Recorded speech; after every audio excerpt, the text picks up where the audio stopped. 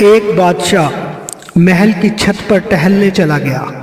ٹہلتے ٹہلتے اس کی نظر محل کے نزدیک گھر کی چھت پر پڑی، جس پر ایک بہت ہی خوبصورت عورت کپڑے سکھا رہی تھی۔ بادشاہ نے اپنی ایک باندی کو بلا کر پوچھا، کس کی بیوی ہے یہ؟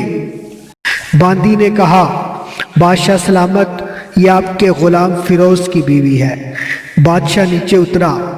بادشاہ پر اس عورت کے حسن و جمال کا سحر سا چھا گیا تھا۔ اس نے فیروز کو بلایا۔ فیروز حاضر ہوا تو بادشاہ نے کہا، فیروز، ہمارا ایک کام ہے، ہمارا یہ خط فلاں ملک کے بادشاہ کو دے آؤ، اور مجھے اس کا جواب بھی تمہیں لے کے آنا۔ فیروز نے کہا، بادشاہ کا حکم سر آنکھوں پر، اور وہ اس خط کو لے کر گھر واپس آ گیا اور خط کو اپنے تکیے کے نیچے رکھ دیا۔ سفر کا سامان تیار کیا، رات گھر میں گزری اور صبح منزل مقصود پر روانہ ہو گیا، اس بات سے لا علم کہ بادشاہ نے اس کے ساتھ کیا چال چلی ہے۔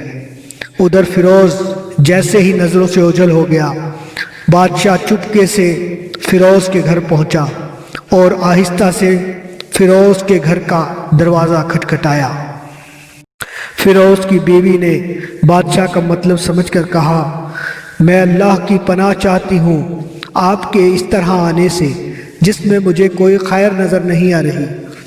بادشاہ نے غصے میں کہا، اے لڑکی، کیا کہہ رہی ہو تم؟ شاید تم نے مجھے پہچانا نہیں، میں بادشاہ ہوں، تمہارے شوہر کا مالک۔ فیروز کی بیوی نے کہا، بادشاہ سلامت، میں جانتی ہوں کہ آپ ہی بادشاہ ہیں، لیکن بزرگ کہہ گئے ہیں کہ اگر مچھر گر جائے کھانے میں تو میں ہاتھ اٹھا دیتا ہوں، اگرچہ کہ میرا دل کرتا ہے کھانے کو۔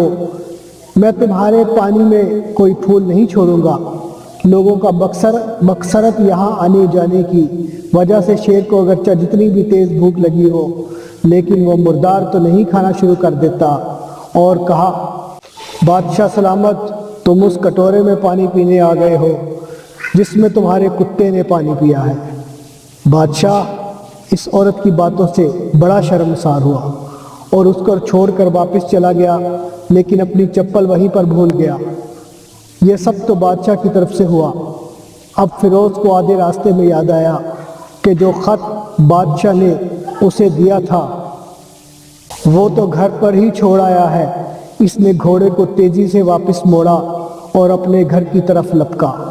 فیروز اپنے گھر پہنچا تو تکیے کے نیچے سے خط نکالتے وقت اس کی نظر پلنگ کے نیچے پڑے بادشاہ کے نال یعنی چپل پر پڑی، جو وہ جلدی میں بھول گیا تھا۔ فیروز کا سر چکرا کر رہ گیا اور وہ سمجھ گیا کہ بادشاہ نے اس کو سفر پر صرف اس لیے بھیجا تھا تاکہ وہ اپنا مطلب پورا کر سکے۔ فیروز کسی کو کچھ بتائے بغیر چپ چاپ گھر سے نکلا۔ خط لے کر وہ چل پڑا اور کام ختم کرنے کے بعد بادشاہ کے پاس واپس آیا تو بادشاہ نے اسے انعام کے طور پر 100 دینار دیے۔ فیروز دینار لے کر بازار گیا اور عورتوں کے استعمال کے قیمتی کپڑے اور کچھ تحائف بھی خریدے۔ گھر پہنچ کر بیوی کو سلام کیا اور کہا، چلو تمہارے میکے چلتے ہیں۔ بیوی نے پوچھا، یہ کیا ہے؟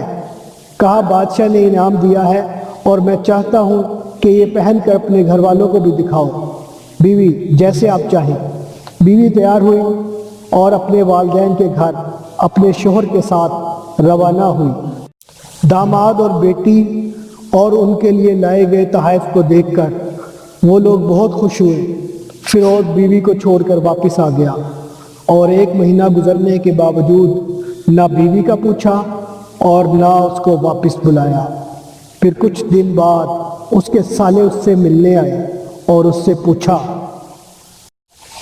فیروز، آپ ہمیں ہماری بہن سے غصے اور ناراضگی کی وجہ بتائیں یا پھر ہم آپ کو قاضی کے سامنے پیش کریں گے۔ تو اس نے کہا، اگر تم چاہو تو کر لو، لیکن میرے ذمے اس کا ایسا کوئی حق باقی نہیں جو میں نے ادا نہ کیا ہو۔ وہ لوگ اپنا کیس قاضی کے پاس لے گئے تو قاضی نے فیروز کو بلایا۔ قاضی اس وقت بادشاہ کے پاس بیٹھا ہوا تھا۔ لڑکی کے بھائیوں نے کہا، بادشاہ سلامت اور قاضی القضاء کو قیام و دائم رہے۔ قاضی صاحب، ہم نے ایک سرسبز باغ، درخت پھلوں سے بھرے ہوئے اور ساتھ میں میٹھے پانی کا کنواں اس شخص کے حوالے میں دیا تو اس شخص نے ہمارا باغ اجاڑ دیا، سارے پھل کھا لیے، درخت کاٹ لیے اور کنویں کو خراب کر کے بند کر دیا۔ قاضی فیروز کی طرف متوجہ ہو کر پوچھا، ہاں تو لڑکے، تم کیا کہتے ہو اس بارے میں؟ فیروز نے کہا، قاضی صاحب، جو باغ مجھے دیا گیا تھا وہ اس سے بہتر حالت میں نے انہیں واپس کیا ہے۔ قاضی نے پوچھا، کیا اس نے باغ تمہارے حوالے ویسے ہی حالت میں واپس کیا ہے جیسے پہلے تھا؟ انہوں نے کہا، ہاں ویسی ہی حالت میں واپس کیا ہے، لیکن ہم اس سے باغ واپس کرنے کی وجہ پوچھنا چاہتے ہیں۔ قاضی، ہاں فیروز، تم کیا کہنا چاہتے ہو اس بارے میں؟ فیروز نے کہا، قاضی صاحب، میں باغ کسی بغض یا نفرت کی وجہ سے نہیں چھوڑا، بلکہ اس لیے چھوڑا کہ ایک دن میں باغ میں آیا تو اس میں نے شیر کے پنجوں کے نشان دیکھے تو مجھے خوف خدا ہوا کہ شیر مجھے کھا جائے گا، اس لیے شیر کے اکرام کی وجہ سے میں نے باغ میں جانا بند کر دیا۔ بادشاہ جو ٹیک لگائی یہ سب کچھ سن رہا تھا اور اٹھ کر بیٹھ گیا اور کہا، فیروز، اپنے باغ کی طرف امن اور مطمئن ہو کر جاؤ، واللہ اس میں کوئی شک نہیں کہ شیر تمہارے باغ میں آیا تھا۔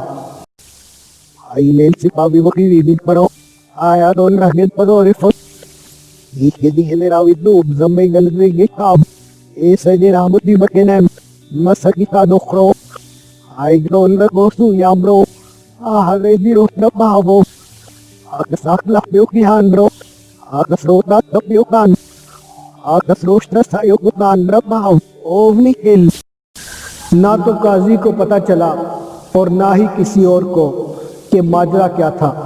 کیا خوب بہتر ہے اپنی اہل و عیال کے راز چھپانا تاکہ لوگوں کو پتہ نہ چلے، اپنے گھروں کے بھید کسی پر ظاہر نہ ہونے دو۔